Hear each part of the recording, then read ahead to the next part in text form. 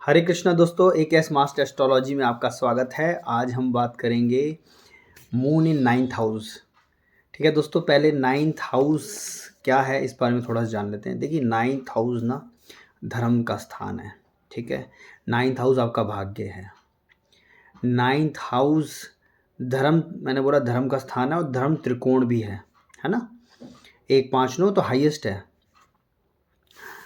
Ninth house आपके भाई की इनकम कितनी है, उसको गेन्स कितने हैं, आप देख सकते हैं नाइन्थ हाउस से। नाइन्थ हाउस फिफ्थ से फिफ्थ है दोस्तों, भावत भावम लगाते हैं हम, फिफ्थ से फिफ्थ है। मतलब आपकी सोचने की हाईएस्ट कहाँ तक की सोच है आपकी, उसकी डेप्थ है वो।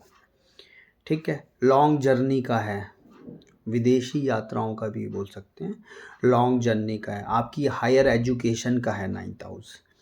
ठीक है, आपकी वाइफ के पराक्रम का भी है, या आपके बिजनेस पार्टनर्स के पराक्रम का है नाइन्थ हाउस, और भी बहुत सी चीज़ों का है नाइन्थ हाउस। अब यहाँ जब मून आते हैं तो कैसा परफॉर्म करते हैं, देखिए पहले सबसे पहले क्या, काल पुरुष की कुंडली में नाइन्थ हाउस में कौन सी राशि आती है, धनु राशि आती है। धनु राशि के अधिपति कौन है, बृहस्पति हैं, जुपिटर गुरु हैं, और वहाँ के कारक ग्रह भी बृहस्पति ही हैं, गुरु ही हैं। तो काल पुरुष की कुंडली के हिसाब से सबसे इम्पोर्टेंट चीज़ क्या हो गई कि भाई जुपिटर बृहस्पति कुंडली में पहले बहुत अच्छी जगह बैठे होने चाहिए, सही स्थान पे हैं तो आदमी का भाग्य हमेशा सही चलता रहेगा। अब यहाँ पे मून आ जाते हैं, ठीक है, या कि कोई और लगन आ गया, तो यहाँ पे जो राशि आ रही है ना उसको भी देखना है, उसके लॉर्ड कुंडली में अच्छे बैठे हैं तो अच्छे रिजल्ट पारित करेंगे, और बृहस्पति भी अच्छा बैठा होना चाहिए। ठीक है, जैसे समझ लीजिए नाइन्थ में तुला राशि आ गई, फॉर एग्जांपल दे रहा हूँ, तो शुक्र अच्छे बैठे होने चाहिए, साथ में बृहस्पति भी अच्छे बैठे होने चाहिए। अब चंद्रमा जाएंगे, ताकि यहाँ पे जो चंद्रमा आएंगे तो वो कैसे उस फलों को फलित करेंगे वहाँ के, तो इस पे है। बट अगर नाइन्थ लॉर्ड अच्छा नहीं बैठा, या बृहस्पति तो सबसे इम्पॉर्टेंट है। नाइन्थ लॉर्ड फिर भी कमज़ोर है, बृहस्पति अच्छे बैठे हैं तो थोड़े कम फलित होंगे, पर फिर भी फलित हो जाएंगे। पर नाइन्थ लॉर्ड पिट गया और बृहस्पति भी कमज़ोर हो गए तो फिर बहुत दिक्कतें आ जाएंगी। तो खैर एनीवे, अब यहाँ पे जब चंद्रमा आ जाते हैं तो क्या करते हैं, देखिए चंद्रमा परिवर्तन है, हमेशा आपको बताया चंद्रमा लॉन्ग जर्नी है, और लॉन्ग जर्नी वाला प्लेनेट यहाँ धर्म के स्थान में आ गया है। तो धर्म, अब जोन सा साइन आ रहा है, फॉर एग्जांपल किसी का, मैंने बोला तुला साइन आ रहा है, किसी का कन्या राशि आ रही है, या किसी की कोई और आ रही है, पर हम काल पुरुष कुंडली के हिसाब से बात कर रहे हैं तो नाइन्थ हाउस में धनु राशि आती है। तो ऐसा व्यक्ति ना हायर एजुकेशन के लिए लॉन्ग जर्नीज करेगा। ठीक है, हो सकता है घर से हायर एजुकेशन करने के लिए घर से दूर जाएगा, या फिर धर्म स्थानों पे जाने के लिए। ठीक है, धर्म स्थानों पे जाने के लिए यहाँ पे हैं तो वो लॉन्ग, जैसे कहीं घूमने दूर दूर जाता रहेगा, धर्म मतलब किसी धर्म के काम करने के लिए। ठीक है, या उसके फादर, क्योंकि नाइन्थ हाउस से ना फादर से रिलेशन भी देखते हैं दोस्तों, कि व्यक्ति का फादर से रिलेशन कैसे है। तो ये जर्नीज उसकी लाइफ में चलती रहेंगी। दूसरी इंपॉर्टेंट चीज़, फोर्थ हाउस का लॉर्ड होता है मून, है ना, चंद्रमा, वो नाइन्थ हाउस में आके बैठ गया दोस्तों। देखिए फोर्थ का लॉर्ड अपने से सिक्स्थ में आके बैठा है।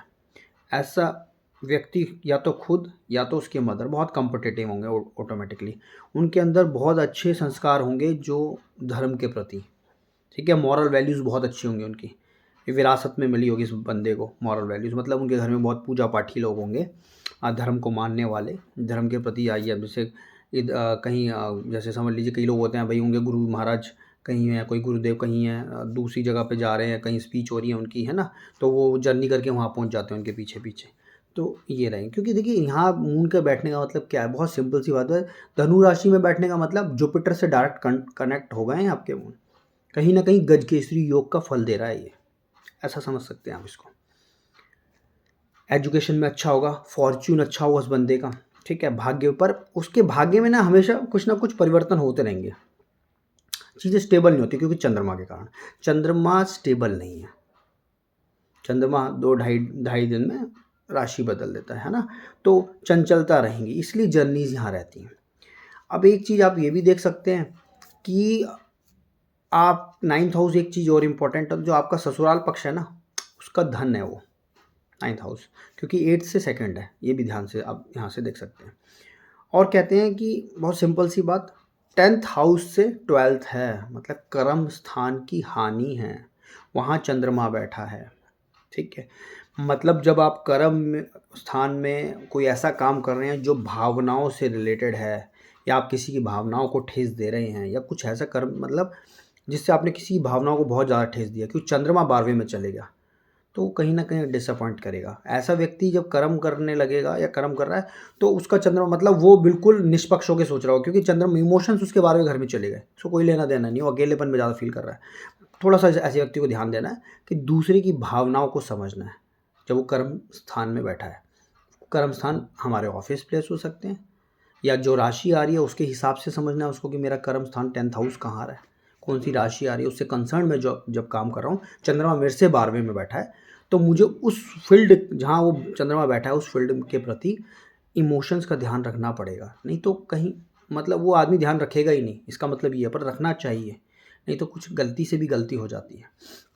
इसलिए बोला कि कर्मों की हानि हुई। फॉर एग्जाम्पल ना, किस तरह से कर रहा है आप देखिए, इसकी ना बहुत एक चीज़ क्या है कि फॉर्च्यून, जैसे अब यहाँ पे क्या है कि बृहस्पति किसी का ख़राब बैठ गया या ऐसी जगह बैठ गया कि जहाँ वो इतना अच्छा वो नहीं कर पा रहा है, ठीक है, फोर्स नहीं मिल रहा उसको या अच्छा रिजल्ट नहीं दे पा रहा है, 9th लॉर्ड भी ठीक नहीं है, तो बहुत अच्छी रेमेडी क्या है, बहुत अच्छी इसकी रेमेडी यही है इसकी कि अपने फॉर्च्यून को जगाने के लिए ऐसे व्यक्ति को धर्म प्लेस, जहाँ धर्म स्थान है, मंदिर, शक्तिपीठ, वहाँ जाए हर महीने हर हफ्ते, या फिर जर्नी करे, अपनी जगह स्थान को बदले।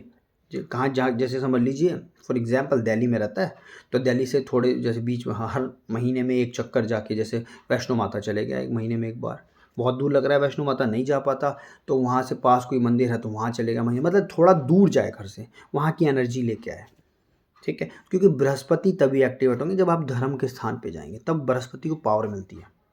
ठीक है, अपने माता के, अपने पिता के सुबह नहा धो के पैर छुए, क्योंकि धर्म का स्थान है, गुरु का स्थान है, अपने टीचर्स के पैर छुए, अपने दादा दादी के पैर छुए। दादा दादी देखिए, दादा राहु से देखे जाते हैं, ठीक है, बट क्या है ना कहीं वो हमारे बड़े हैं, पर उनकी ब्लेसिंग्स लें। गुरु मतलब जो हमको मॉरल एजुकेशन दे रहे हैं, टीचर्स हैं, पर सबसे पहले प्रथम गुरु माता पिता है। तो नहा धो के उनके पैर छुएंगे तो उसका भाग्य में वो उदय होगा, अगर उसके भाग्य में इशू चल रहे हैं, ठीक है, सपोर्ट उनको सबसे ज़्यादा मिले। पर माँ बाप के पैर छुएंगे तो हमेशा जुपिटर मून अच्छा बना रहेगा उसका, जो कि बहुत ही अच्छे प्लैनेट हैं सौभाग्य के लिए।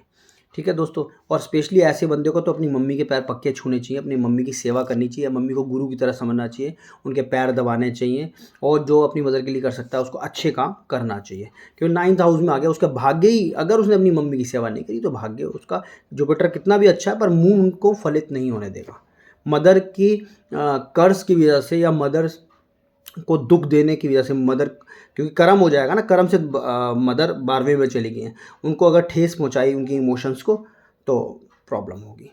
दोस्तों ये मेरे ओपिनियंस थे इसके ऊपर। अगर आपको लगता है इसमें कोई भी चेंजेस है तो प्लीज़ अपने कमेंट शेयर जरूर कीजिएगा।